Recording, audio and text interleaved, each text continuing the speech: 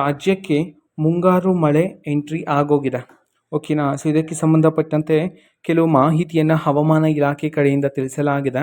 ಬನ್ನಿ ಇದರ ಬಗ್ಗೆ ಸಂಪೂರ್ಣವಾಗಿ ಇನ್ಫಾರ್ಮೇಷನನ್ನು ಈ ವಿಡಿಯೋದಲ್ಲಿ ನಾವು ತಿಳ್ಕೊತಾ ಹೋಗೋಣ. ವಿಡಿಯೋವನ್ನು ಸ್ಟಾರ್ಟ್ ಮಾಡ್ತೀನಿ. ಅದಕ್ಕಿಂತ ಮೊದಲು ನೀವಿನ್ನೂ ನಮ್ಮ ಚಾನಲ್ಗೆ ಸಬ್ಸ್ಕ್ರೈಬ್ ಮಾಡದೇ ಇದ್ರೆ ಈ ಕೂಡಲೇ ಚಾನಲ್ಗೆ ಸಬ್ಸ್ಕ್ರೈಬ್ ಮಾಡ್ಕೊಳ್ಳಿ ಮತ್ತು ಲೈಕ್ ಮಾಡಿ. ಈಗ ನಾವು ಮಾಹಿತಿಯನ್ನು ತಿಳ್ಕೊತಾ ಹೋಗೋಣ.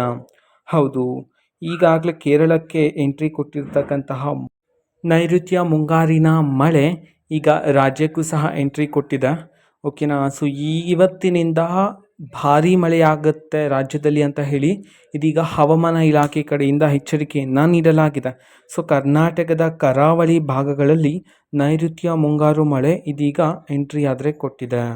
ಓಕೆನಾ. ಸೊ ಮುಂದಿನ 7 ದಿನಗಳ ಕಾಲ ಭಾರೀ ಮಳೆಯಾಗ್ತಕ್ಕಂತಹ ಸಾಧ್ಯತೆಗಳಿವೆ.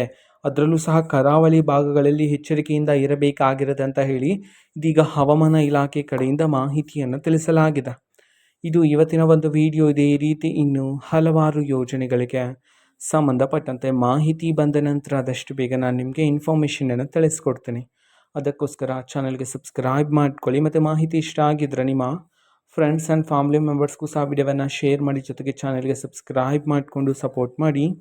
Thank you. ಬಾಯ್.